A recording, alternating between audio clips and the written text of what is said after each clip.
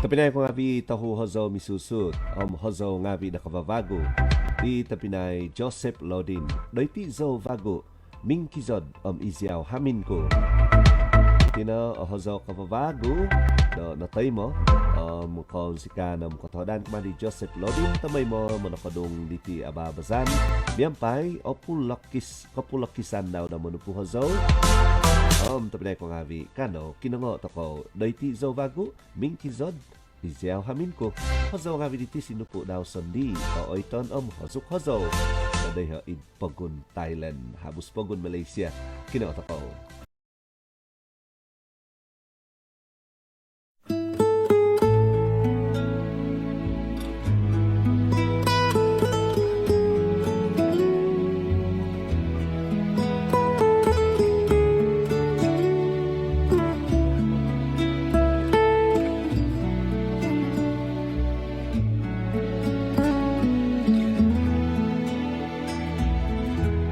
Đôi tí dô và gu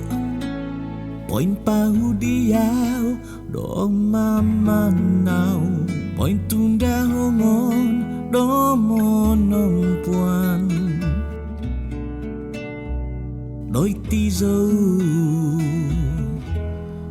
tí dô và gu Popotunu diti hangga kodu Môi đơ áo có hi đau là hanu Đôi tí dâu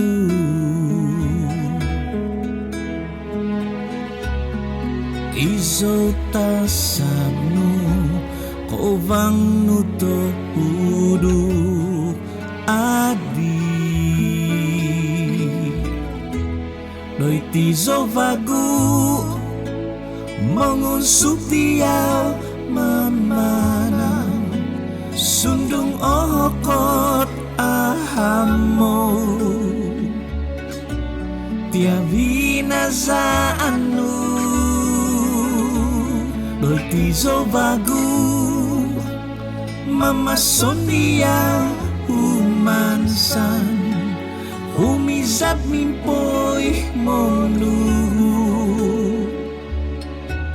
Đôi tí su đau Đôi tí dô và gu Mong iya diaw Do mimba Mga hasbos o mitonu Đôi tí dô và gu Bop yang kung hozuk do hozonu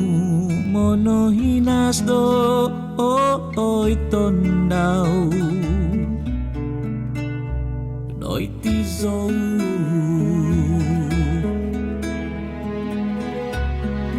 Monon tuduk dâu Lahan momo votik togingo Đôi tí dô và gu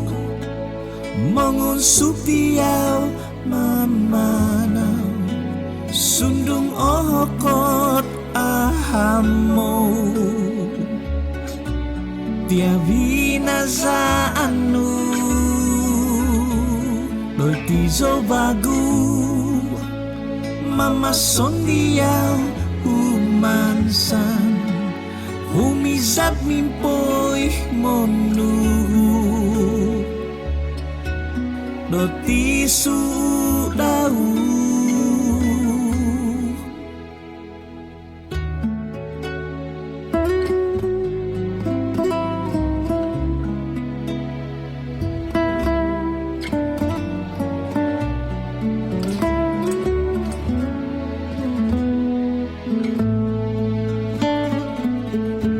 Đôi tí dô và gu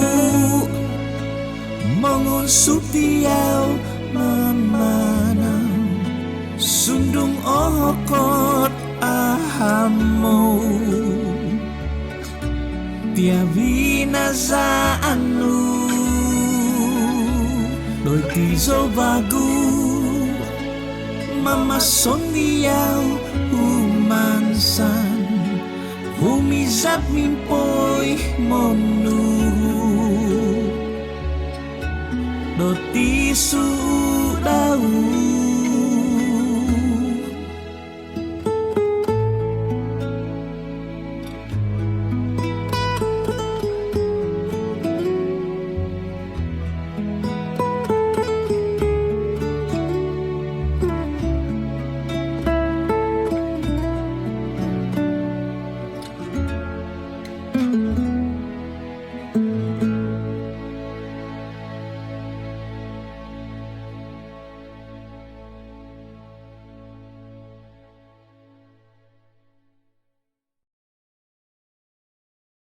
Okon ikona suriti Okon kotinomod Inkano haido ulaku Tantado guminazo Songya no poko ngoso do hosuk Om tunitongo gingo Sumindak no di iti kinawo Kumusu no di ohongo takodom tawaku Sumansaw om kumi so Tumanuriti hosu Osiko di o ginawoku Momohi sondi Kibadoko bang manako Saban Dungay kumay kung konopo Tumimpo singgaw toku di At tagak no di may kay kumanu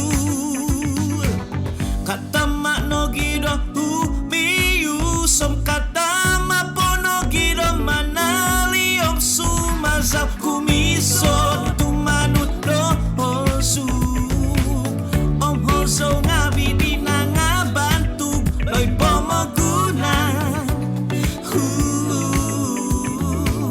Kisod bertabung sasau bertabung Pinky zot no Manali no isom mo bobos Mo musiko ginabo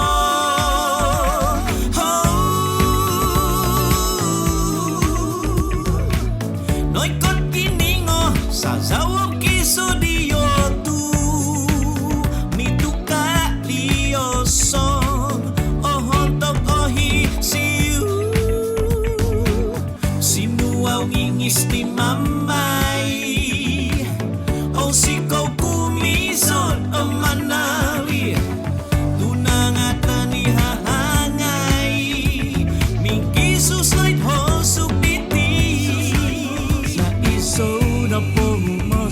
So na po musiko Kumiso so na mo ng kotohuan So biabi-ngabi iko Siyan no to'y mo kudamantan sa bahat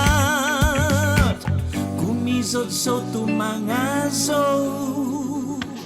Kumisod so tumunsiko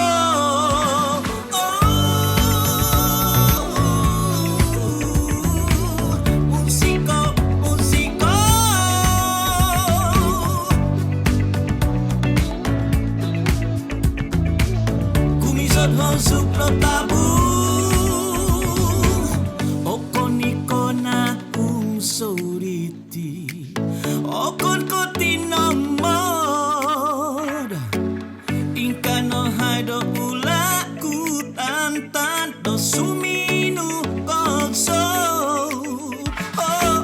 Sumindak o siko Ginawaku O kumisod sono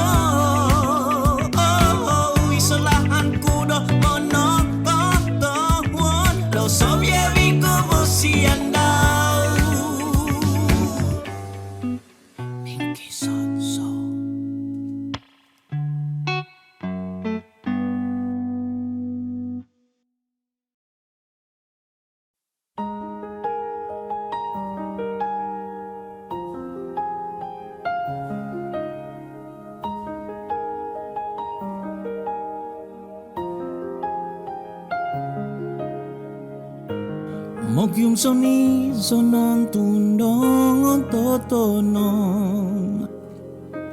Ti zonon di o bayom ohan dorin poton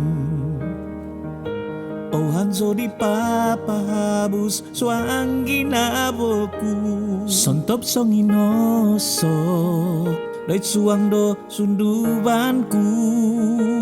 Isyaw no hamin Mana ko posisyon ku di otonong Isyaw no bahay Hohosokon man tadi buto siyo Ama to bitwa Mazabos nuno kabamatoku Isyaw haminku Pogungku memogunan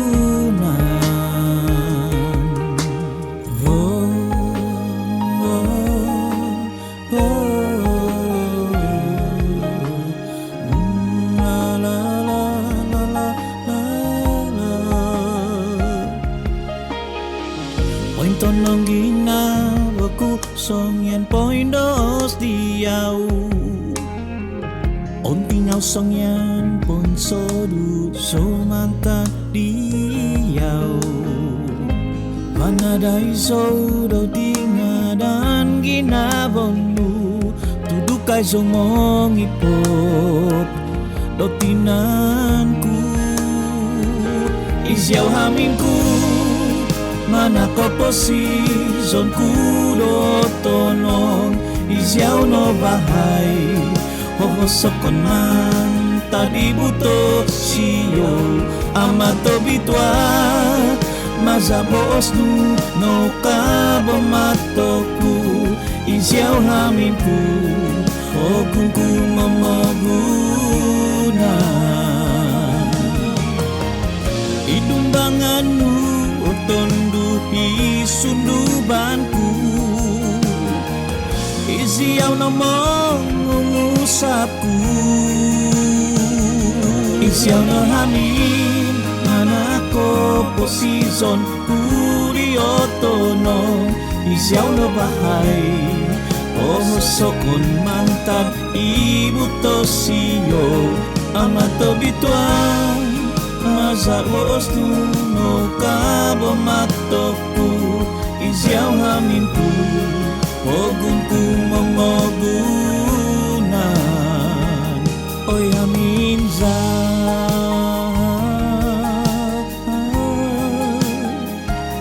Oy haminza